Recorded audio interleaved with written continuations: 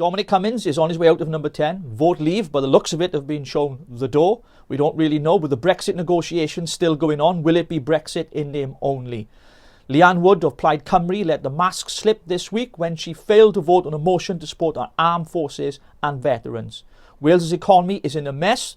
No thanks to Lee Waters, who took to Twitter to criticise me when I asked him how the economy was doing, with Wales with some of the highest levels of unemployment in the country. And of course the refugees down in Penally don't like their accommodation. They want a hotel. So much more coming up. Stay tuned on Rich Politics.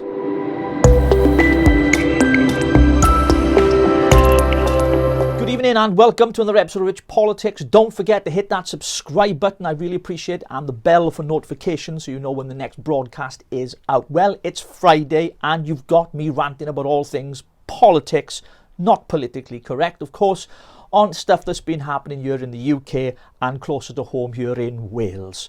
Dominic Cummings has said he will leave by the end of the year, and to the claps and cheers of Remainers because they hated him from the start. But let's be quite frank, he helped to get Brexit done, delivered, whatever that looks like. At the moment, we don't really know because there is nothing being published and there's no details there. The negotiations are still continuing, so we don't really know. Let's hope for all of us Brexiteers we don't get Brexit in name only.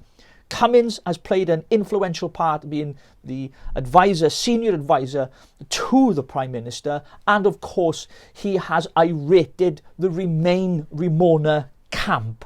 That's right, they hated the fact that Boris Johnson was being advised by civil servants and those who believed in Brexit, along with 17.4 million other people as well, of course. What's more worrying for us Brexiteers is the simple fact that maybe the vote leave lot are leaving number 10, the door's been shown to them, which means the negotiations are going to be a soft touch and a light touch when it comes to Brexit. Let's hope that is not the case because we voted to take back control of our laws, our borders, our money and our fishing. So let's hope they don't U-turn on that because we helped Boris get an 80 majority, and if he U-turns on this, then I can guarantee you come the elections, then there's going to be ructions and the people who lent him his vote will no longer lend him their vote again. Closer to home this week, Plaid Cymru's Leanne Wood, you know, the one who supports an anti-Semitic candidate for the Senate elections, well, she's let the mask slip even further by voting against supporting our armed forces and troops. But she's taken to Twitter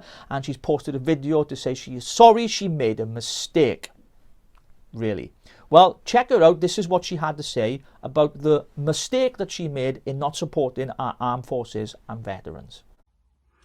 I wanted to respond directly to accusations that have been made against me that I am somehow opposed to army veterans or our armed forces. I just wanted to explain to people the work that I have been doing in support of our veterans.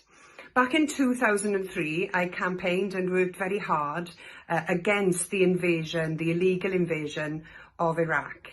At that time, I and many others warned that the troops that were sent to Iraq would be not treated well and not supported when they returned home. We were proven right, unfortunately. First of all, troops were sent without the right equipment, and then when they returned, they weren't given the proper mental health or housing support that they deserved. My colleagues in Westminster carried out research which showed high numbers of former army veterans amongst the prison population and amongst the homeless population. And since then, Plaid Cymru has campaigned very hard for justice for veterans so that they get the support that they need, so that they're not left on the scrap heap.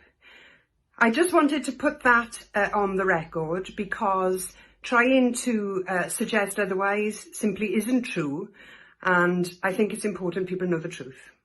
I'll let you be the judge of that, but I know what I think. I wouldn't trust a woman as far as I could throw her. Speaking of our veterans and our heroes, of course we celebrated this week, remembering those who had fallen in wars past and present, and yet Extinction Rebellion thought it was fit for them, which I find absolutely abhorrent, to place their banners and their wreath of climate change on the cenotaph on our war memorials at such a sacred and sensitive time.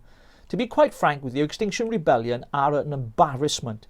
Most of them have got, well, I don't really know if they actually wash, tree huggers, you know, all that kind of stuff. Well, that's what they are anyway. They're not going to win any favours or friends by doing such things as this. Let's be quite frank. We are there to honour and respect our fallen, not to turn up with a political agenda that you're pushing to make us all feel guilty about using hairspray. So, what else has been going on this week? Wales's Lee Waters, the Minister of Economy, took to Twitter this week to have a go at me, had a bash at me because I asked him how the economy was going. Well, I can tell you how it's going. It's going really bad. The economy here in Wales was bad before the pandemic, and it's even worse now. We've got some of the highest levels of unemployment in the whole of the UK. Lee Waters took to Twitter to slate me, and he tried to post something of an allegation that's false, not true, fake news, to try and smear my name. Well, it didn't work because it's just lies. Well, Lee Waters, I just want you to know that you have screwed the economy up very well, and you've done a good job of it. In fact, in your own words, this is what you said. Check it out.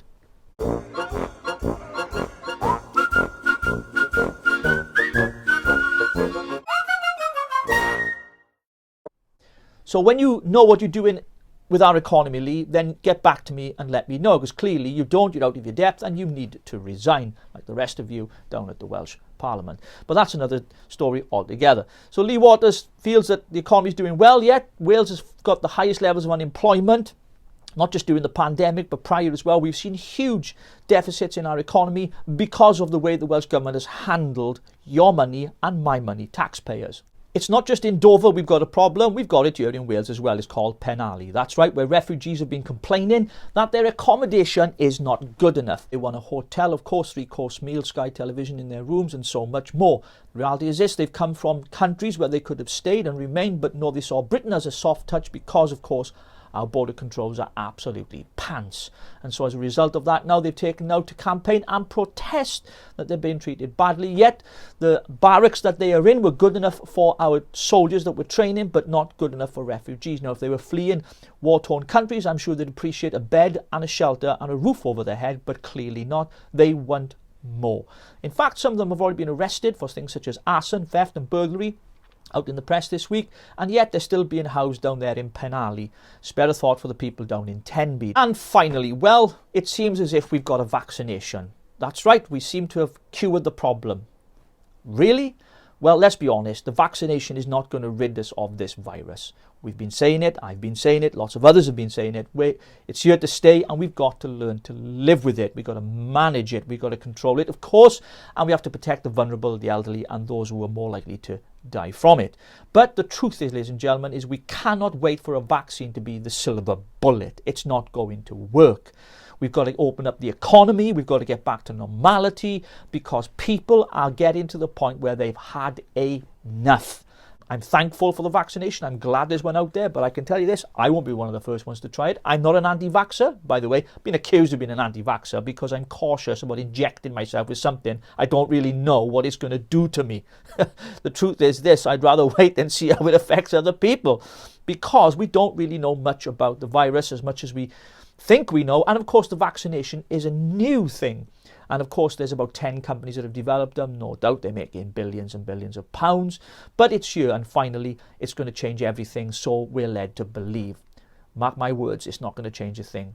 Yes, we can get immunity. Yes, that can happen. But it's going to take a lot of time for that to happen. So that's it for this week. I hope you've enjoyed my rant here on Rich Politics. Don't forget to hit the subscribe button. I'll catch you next week on Rich Politics.